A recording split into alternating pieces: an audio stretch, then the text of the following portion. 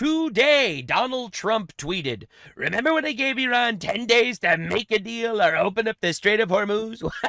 Time is running out 48 hours before all hell will rain down on them. Glory be to God. Death to the..." All right, I'm not gonna put words in the man's mouth here or anything. All right, I'm not gonna do that. I'll just, say it myself. If you are a goat effing PDF file that mass killed people protesting against your tyrannical rule, I hope you die, and leftists will disavow me for saying this while simultaneously pray for the murder of Donald Trump or celebrate the murder of Charlie Kirk. Your boos mean nothing to me. I've seen what makes you cheer. All right, well, we got so much to do, so locking in, Marco Rubio dropped a nuke. This is probably the greatest tweet I've ever seen. All right, and this is insane. Until recently, Hamideh Soleimani Afshar and her daughter were green card holders living lavishly in the United States. Afshar is the niece of the deceased Iranian Major General Qassem Soleimani. She is also an outspoken supporter of the Iranian regime who celebrated attacks on Americans and referred to our country as the Great Satan. This week, I terminated both Afshar and her daughter's legal status. They are now in ICE custody, pending removal from the United States. The Trump administration will not allow our country to become a home for foreign nationals who support anti-American terrorist regimes. Hassan Piker, I'm coming to kill you! No, I'm kidding. But the reality is, this is setting a phenomenal precedent. It's something I've said from day one of Trump's turn. You gotta remove every single green card, every single visa, and denaturalize every single citizen who came to this country promising to abide by our rules and our laws, to be to fight against enemies, domestic and foreign. If they support a terror organization, they violated quite literally their immigration, for sure their immigration oaths, but also they've absolutely they don't need to be getting a green card from the government or a visa. We can revoke those at any time, and they've proven themselves to be a threat. So honestly, I think we're going to see this as a precedent moving forward. We're going to be seeing a lot of deporting terrorist supporting people, probably largely in colleges and shit. This is literally a step in the door. And who could disagree with him, right? Who could disagree with him that we should be deporting people who literally cheer on a regime that is killing us as we speak? All right, honestly, this is absolute cinema. Colossal Rubio W. Now, that's not the only colossal W we've been taking. So Donald Trump made this tweet. "Many of Iran's military leaders who have led them poorly and unwisely," true, fact check, true, "are terminated along with much else in this massive strike at Iran, President Donald J. Trump." All right, so this is the strike, as you can see. Can't really see much, but this is Tehran. It's dark, and kaboom. And apparently that took out a whole lot of Iranian leaders. Pretty diabolical. Pretty diabolical stuff. Babe, what time is it, honey? It's 3 past Ayatollah. It's three Ayatollahs past 2. All right, anyway, so Europe is currently trying to do their absolute best to back the wrong horse here. They're trying to back Iran because they're such libcucks. Slaves! That's right, slaves to their Muslim populations that they imported, and now they have to appease and, to get their votes. All right, they are literally backstabbing not only a true ally like the United States, not only someone who makes up 70% of all of Europe's military defense, but also someone who has the power to say, fuck off, I don't want to have anything to do with you anymore. And Rubio is saying just that. When we need them to allow us to use their military bases, their answer is no. Excuse me? Then why are we in NATO? You have to ask. Then why are we in NATO? This is signaling something really big. That question, why do we have billions and billions of dollars, hundreds of billions of dollars, over the years, trillions of dollars, and all of these American forces stationed in the region, if we can only use, in our time of need, we're not going to be allowed to use those bases. Excuse me? So I think there's no doubt, Excuse unfortunately, me? after this conflict is concluded, that's right, we are going to have to re-examine that relationship. We're going to have to re-examine the value of NATO and that alliance. Yes, we will. Country. Ultimately, that's a decision for the president to make, and he'll have to make it. We're going to finish the job here. As I said, we're very, very close to achieving our objectives on all of these things that I've outlined. But I do think, unfortunately, we are going to have to re-examine whether or not this alliance that has served this country well for a while is still serving that purpose. Fantastic point, Mr. Secretary of State Marcus Rubius, the first of his name. The reality is, these Eurocucks have taken advantage of our good graces for a very, very long time. And unfortunately for the Eurocucks, like, we don't want to be pushed around and milked like your personal little cow, all right, to give you infinite money for your wars and your bullshit, all right? Like, just understand the insanity. We give $350 billion for the Ukraine war, which we didn't get any benefit from. Meanwhile, all of Europe is lobbying us to give even more money to this Ukraine war, while Europe, who doesn't have any fuel because they're so fucking woke they've killed themselves, are buying fuel from Russia. They are getting us to pay Europe while they, to pay Ukraine while they pay Russia. We are funding both sides of the fucking conflict here, all right, because Europe is so fucking gay. All right, that's the reality. A lot of people don't like reality these days. I mean, they say men could be women, and then they tell us about how we're leading our life wrongly. But unfortunately, we don't need to become slaves to this lib-cuck empire, all right? Now, in fact, Macron, president of France, had a generational fuck-up. Macron criticizes Trump and calls on allies to unite against U.S. This is fucking massive, and this is a colossal mistake. All right, France really thinks that all the libcucks are just going to get on board with saying, oh, actually, yes, Trump is a fascist. We need to backstab the United States. We gain basically nothing from being part of NATO right now. I fully love the idea of the American empire being fucking awesome and badass, and I do believe that our policies need to be America first for Americans first, not for NATO first, not for Europe first, and not to be used and abused like a fleshlight by these Eurocucks that while they import their own demise into their own countries, they force us, because they've crippled themselves, they force us to be their defense. Sorry, bitches.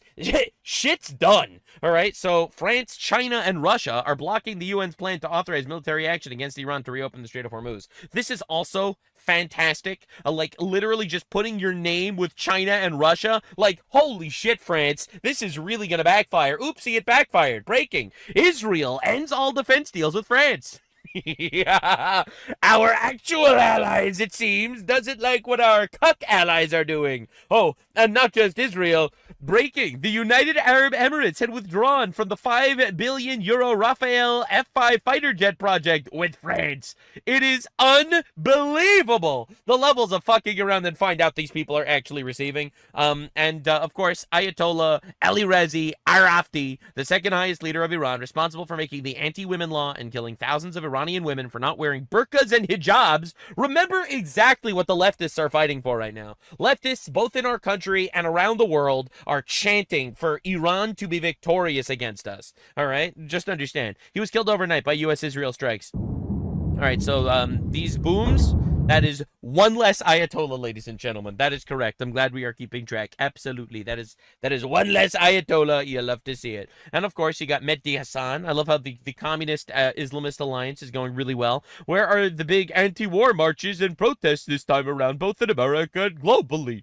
There were some pretty big marches in Iran a couple months ago, but he seemed to have missed them, true. But the reality is, it's actually really simple. It's because it's really, really hard to do like these anti-war marches when we are objectively just doing a good fucking thing for the whole planet. Like, this has been such a mask-off litmus test. It's insane. So many supposed empaths and based people just losing their minds, completely folding to third world pressure, or in the case of Mehdi Hassan being a third worlder himself, and crying and screaming about how, no! Leave the innocent goat-raping, pedophile, mass-killing rapist alone, please! Please! The Ayatollahs, they didn't do anything wrong! Aside from abuse a generation of children and goats and women and Iranians. Aside from that, they're like fantastic people. This is a violation of international law. The national sovereignty of Iran comes way before protecting the children getting raped by them. You know, like, again, I don't actually give a fuck about these people's opinions. And the reality is, you're not going to have a big anti-war march when you're literally arguing against fucking nothing. All right, understand. Now, just in, Strait of Hormuz traffic reaches highest levels since the war began. So for those of you paying attention, that means the IRGC Navy has lost total control. That means that the strait is opening up. It's looking really, really bad for these motherfuckers. Now, just in, U.S. and Israel bomb petrochemical facilities in Iran. People don't realize how big this winning is. All right, people are like, oh, it's a relatively close fight. Iran is actually winning. Holy shit. The level of Iran destruction that's happening is honestly monumental. Like, it's so big. All right, now, a second U.S. plane, an A-7 Warthog, was downed by Iran today near the Strait of Hormuz. And thank God everyone was rescued. You know, everyone was, thank God, rescued. And we will cover this in just an instant. But first, I have to show you more explosions. There it is. God damn. You have 40. I love how you have like the one Iranian citizen literally just coming in the background while this is all going down. Anyway, bro, this is insane. Holy shit, look at how many Ayatollahs were just killed.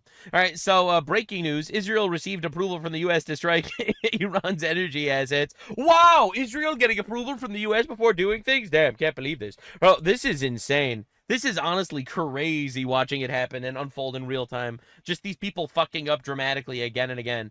Child soldiers. Iran's Islamic Revolutionary Guard Corps launches a recruitment drive targeting children as young as 12 for combat and patrol roles, human rights groups say.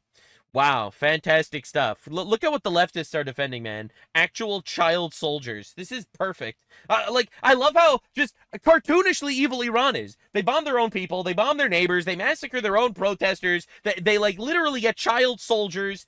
They are cartoonishly perfectly evil. The leftists running to defend them and the Islamists running to defend them really make it very obvious what side of civilization they're on. It's honestly heartbreaking. Now, of course, I'm really glad that we have Tucker Carlson covering the real issues, like how Father Chad Ripperger spent his life as an exorcist. It's clear to him that demons are in charge of parts of American politics. Really glad we could have a serious journalist address the fact that America is run by demons for far too long. I'm really glad that we were able to have this going on. Guess if he ties it back to Israel. Anyway, just to show you the level of propaganda that we're dealing with on a daily basis, this is a tweet with 110,000 likes. Israel wants to live in peace with its neighbors is the biggest lie of all time. This is the West Bank. It's the West Bank. No Hamas, no war, yet attacked like this daily by settlers, backed by the IDF, paid for by the United States, savagely violent. Anyway, this was Arabs. This was Palestinians attacking other Palestinians in Hebron. That happens a lot, you know, because most of them are, most of the terrorist attacks in the region are actually run by Palestinians. They're just an incredibly violent people, objectively. I mean, Israel literally passed a law to execute terrorists that murder people, and the UN was like, no, this is racist against Palestinians. Well, what do you think that fucking says about Palestinians? All right, now, again, they do this too. Concentration, extermination camps for Palestinians. I love how Palestinians just became like the Trojan horse for random third world AI slop videos. They are untouchable. They are elected officials. They kill as they please. We are subhuman to them. Today is Palestinians. Tomorrow it could be you. The Zionists, look. No!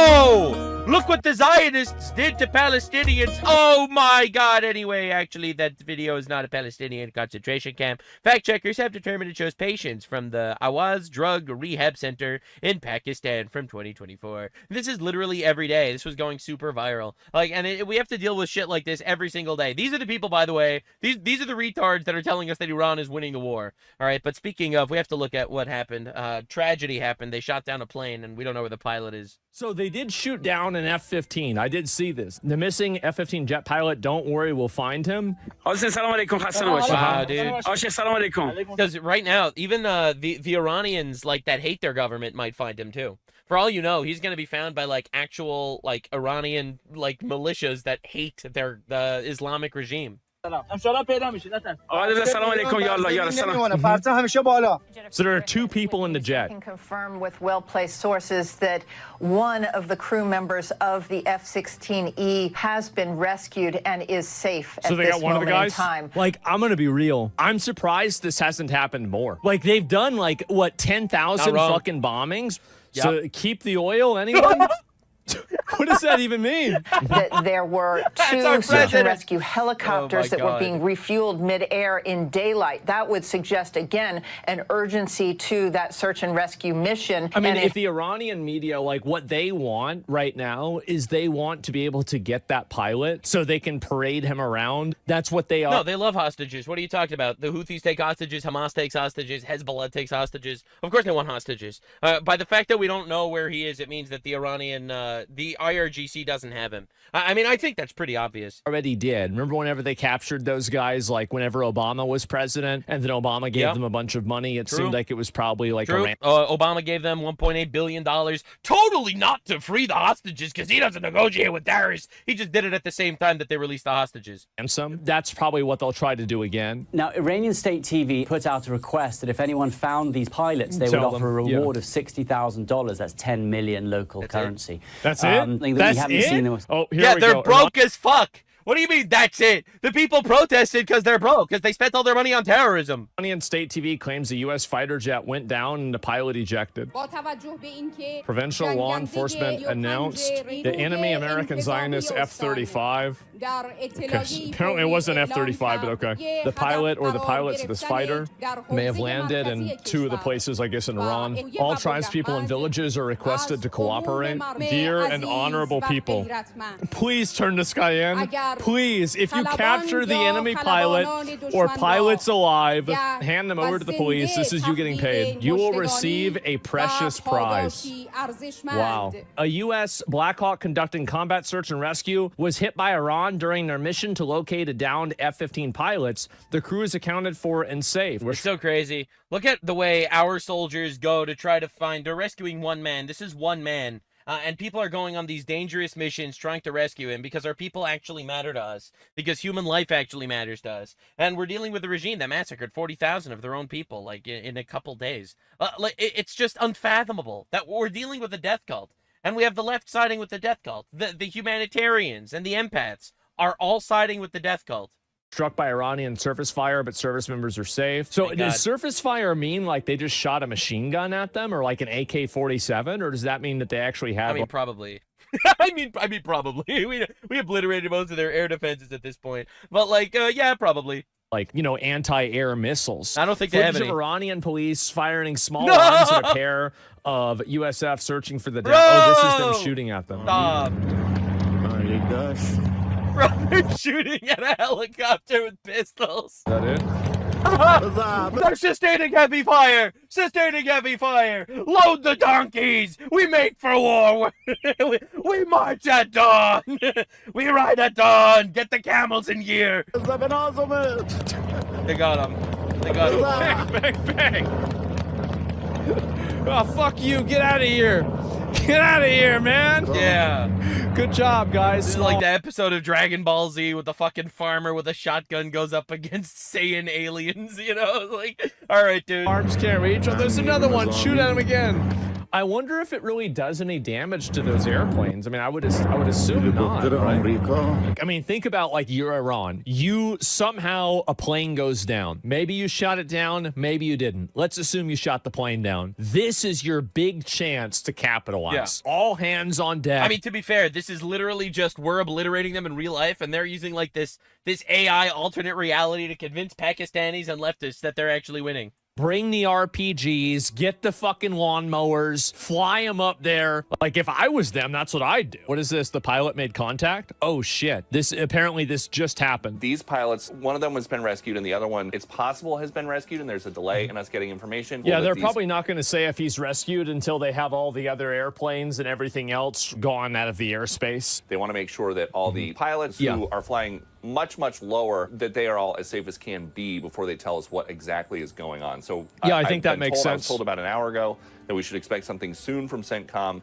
Still waiting on that, which tells us that stuff is still probably going on the ground there. So stuff is going on.